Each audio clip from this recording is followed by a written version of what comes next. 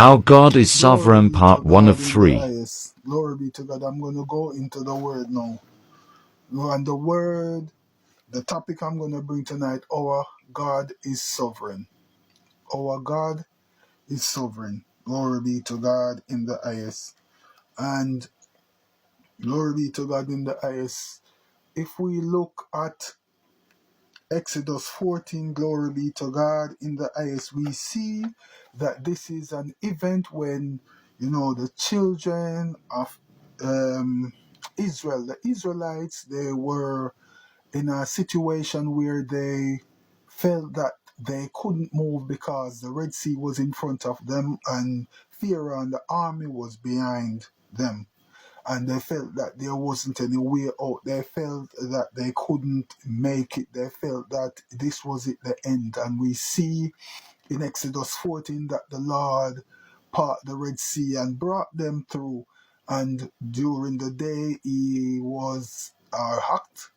The Spirit of God presented like a pillar of cloud by day and a pillar of light by night. Glory be to God in the highest. And we see that even in Joshua 6, when Jericho wall fell, we see that there was an instruction for the children of Israel for them to march around 6 times, and on the 7th time they should shout. And we see that they followed the instruction on the 7th day, the 7th time they shout, they follow the instruction, and we see that the city walls collapse, demonstrating victory through obedience. There was victory through their obedience, victory through being obedient to the Spirit of God.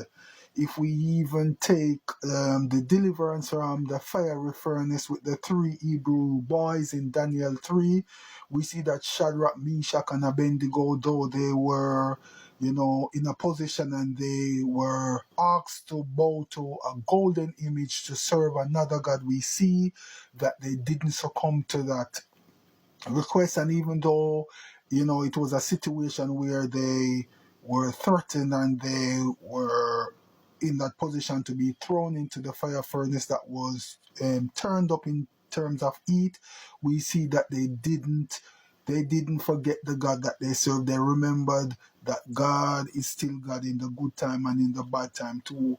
And they, made a pledge and they stood by it, that no matter what happened, comes what may, I'm gonna, serve God. I'm not gonna denounce the true and living God. I'm gonna stay rooted and grounded. Whatever happened, I'm not gonna give up on the God that I serve. We see even with Peter, prison break situation where Peter, after a series of things, and that um he was placed in prison, and we see that whilst they were in prison they worship and so forth, and we see that an angel of the Lord appeared in Peter's cell and causing his chain to fall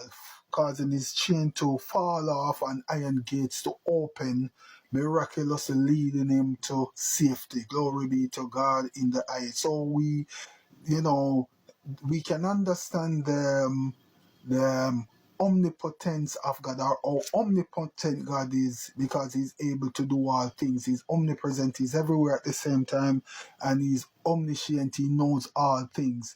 We see even in the Bible story of, feeding the 5,000, we see that, as that is in Mark, I think around chapter 6, we see that Jesus took 5 loaves and 2 fishes, and through a miracle of multiplication fed a massive number of people, a massive crowd, demonstrating God's power in providing, our God's provision in the midst of scarcity, and that God, will always come through for us. It don't matter what it may be.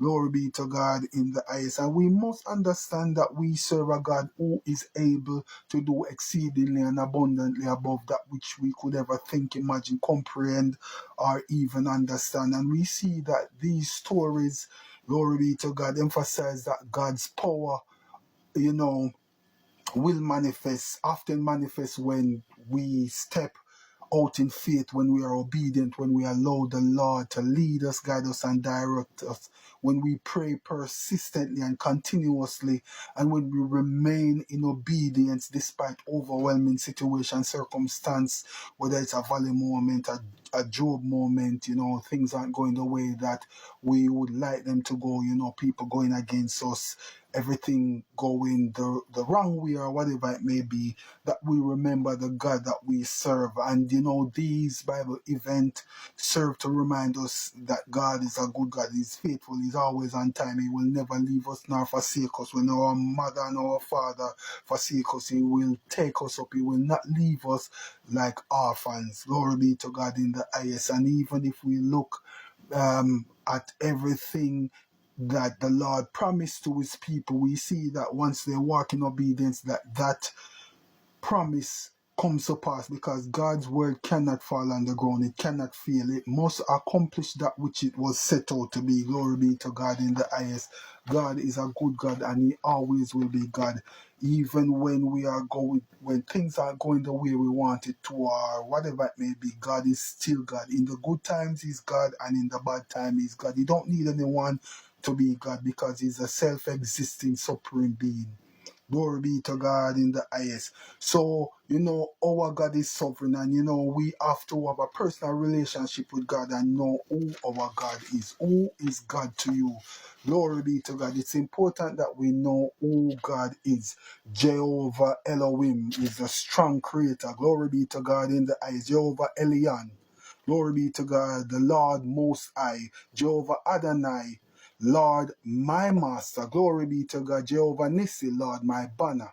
Glory be to God. When you know who God is, we have to have this personal relationship. Jehovah Rapha, Lord, my healer. He heals. Glory be to God in the highest. When we are sick, when there is sickness and infirmity, He will heal. Glory be to God. We have to exercise faith, because without faith, it is impossible to please God. Jehovah Rapha is my healer. Glory be to God. Jehovah El Olam. Glory be to God in the highest. He's an everlasting God. He don't need my approval or your approval to be God. He's God all by Himself. God El Roi is the God who sees. He is omnipresent. He sees all things. Heaven is His throne and earth is His footstool. Jehovah Sabbath.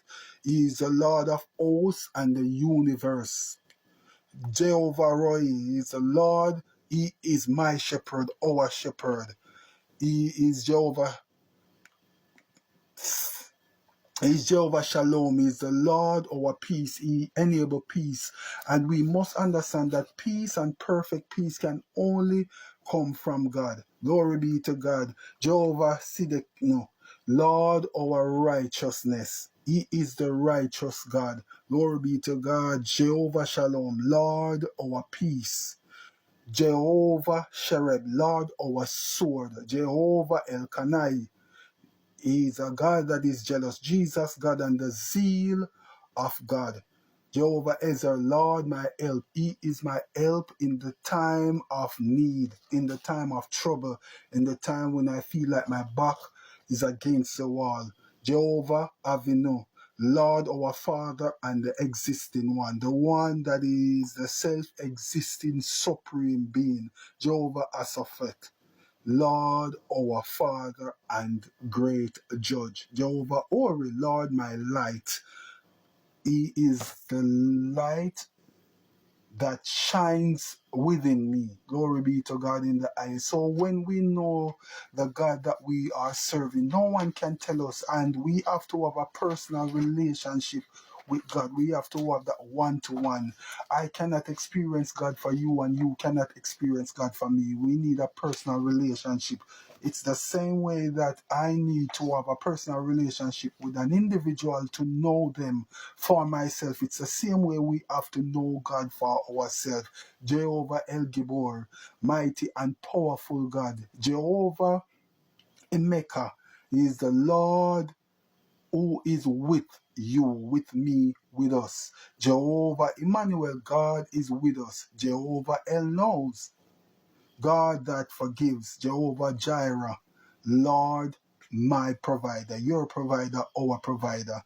And so we must understand that God is a covenant keeping God, is a faithful God. And if we look at the Israelites, we know that they were stiff necked. We know that they were to please, they loved their own way. They were just disobedient and just individuals who wanted to do their own thing and have their own way. And we see that even though they were like this, God made a promise and he was faithful to his promise. And we see that he wouldn't leave them in Egypt to suffer. That he promised that he would take his children out of Egypt and that they would go into the promised land. Glory be to God. And we see that he did that. Glory be to God in the eyes. As I made reference earlier about the Red Sea situation where the children of Israel were in a spot or in a situation where they felt like there was nowhere out. They were in a place where the Red Sea was in front of them, and Pharaoh and the horsemen were coming in, getting close to them to devour them. And just when they thought that that was it, the Lord spoke to Moses, and Moses, in his obedience and faith, followed. And we see that the Red Sea part for the Israelites to go through. And once the Israelites had gone through and reached a part, we see that Pharaoh was still adamant to go after the Israelites, and we see that the Lord got rid of Pharaoh and his horsemen. Glory be to God in the heights. And that Bible event reminds us that the Pharaoh that we see today, we shall see no more. It may not be Pharaoh as a physical person, because the spirit of Pharaoh still exists, because the spirit of Pharaoh exists in persons who allow themselves to be used by the devil. Anybody, it's about availability. And if we allow the devil to use us, he will use us. If we allow the Lord to use us, the Lord will use us. It's about availability. So the spirit of Pharaoh still exists, chasing after God's people, trying to, control them and manipulate them, and cause them or encourage them to serve golden image and all the rest. So the Pharaoh spirit still exists, and we see that God had to get rid of Pharaoh. But before that, God would have shown his might, his power, his awesomeness when the Israelites were in Egypt. And we must understand the awesomeness of God, because God promised that he would never leave the Israelites, and he will always be there with them. He will never forsake them. And we see that the Lord showed up and showed off on their behalf, because here it is where 10 plagues affected the Egyptians, and the Israelites lived in the same community or in and around the same community, but none of the plagues affected the Israelites. And God was showing Pharaoh and the Egyptian that do not touch my people, do not try to come up against my people.